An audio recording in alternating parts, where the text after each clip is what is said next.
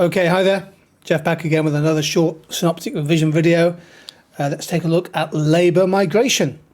The context here is the staggering statistic that in 2019, that was the year of course before the pandemic, there were just short of 170 million international migrant workers in the world, according to the International Labour Office, and they constituted about a fraction under 5% of the global labour force in the destination countries.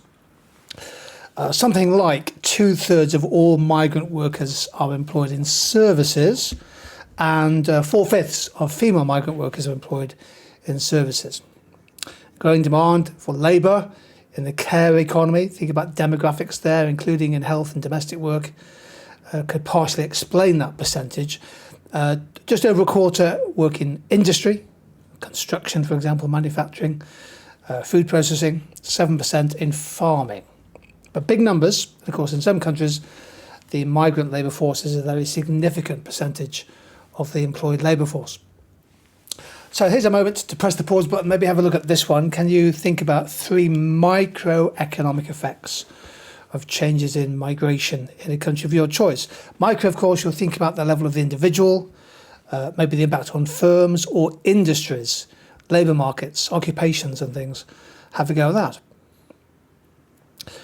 Okay, so micro, trying to keep the impact in terms of the level of the firm, the industry, the occupation. Here are my 3 points. First of all, an increase in labour migration leads to an outward shift in labour supply, often for specific industries. So the occupational labour supply for healthcare workers, for midwives, for doctors, for social care workers, etc. Now that increases supply, and other things being the same might bring down wage costs, unit wage costs, which could in theory increase the profits of businesses that benefit from migrant workers, particularly those who've experienced labour shortages. Second consequence could be the impact on demand for certain industries. So I chose housing as my example. Okay, increase in labour migration can increase demand for rental housing, which might then lead to an increase in rents, which in theory then makes housing less affordable. So you could take the housing market as your micro aspect there. It's sufficiently micro. I mean, obviously there's a bit of an overlap with macro, but talk about the increase in the price of rented housing. And also market demand for certain goods. So as the stock of migrant workers goes up in a country, so too does the demand for food, for education places at primary school, secondary school, and also the demand for healthcare. So those industries, those markets would experience perhaps a rise in demand, and you could build an analysis point there.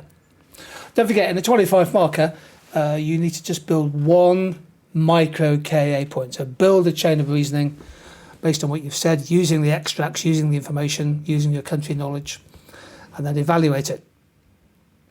What about the macro effects of a change in migration? Perhaps you'd like to spend a minute or so just writing down the impact of labour migration on the macro objectives. So what do we think here? Macro effects, I've chosen 3. I've chosen aggregate supply, aggregate demand, and government finances. So in theory, a rise in inward migration increases long-run aggregate supply because you're increasing the active labour supply. If there's more workers, if the labour supply has gone up, that increases a country's productive potential, and it might help to improve the trade-off between inflation and unemployment, particularly if it helps to address skill shortages, which can often lead wages to rise quickly. On the other hand, there could be some inflationary effects from inward migration. So if one thinks about aggregate demand going up, assuming per capita incomes stay broadly the same, a bigger population involves higher consumption, that's going to increase aggregate demand. And depending on the state of the productive capacity of the economy, depending on what the output gap is, then that could lead to both demand pull and cost push inflation. Thirdly, you could take the fiscal side, that migrants coming in their millions to a country would clearly affect what the state has to spend in terms of perhaps providing welfare assistance, depending on the conditionality there, providing housing, education, healthcare, again, depending on eligibility for those benefits in kind.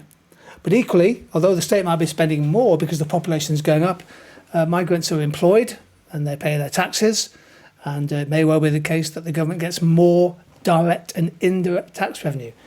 Both of these things obviously would have consequences for the state of the fiscal deficit or surplus. Evaluation, which is more important, micro and macro. I suppose the impact of migration depends at a macro level on the productivity of those arriving for work. They typically tend to be younger workers, often actually quite well-educated workers who've moved. It also depends on how long they stay. So you make a distinction between short-term and long-term migration flows. At a micro level, the impact depends on whether they have the specific skills and experiences that will help and support firms and industries. So we're looking for example, skilled workers in healthcare and social care. We're looking for skilled engineers. We might be attracting migrant entrepreneurs, for example. That can have a significant micro effect, which has an even bigger long-term macro effect. The key also depends on the extent to which migrant workers are a substitute for or a complement to domestic labour. And this, of course, depends on whether the migrant flows increase the size of the economy. And then you might want to bring in at the micro level the wider externalities, including the impact on innovation. To what extent does a more diverse labour force, for example, promote innovation, creative thinking and ideas? And obviously there are also social consequences, including the risk of some social tensions when migrant workers as a share of the domestic population becomes very high in a short period of time.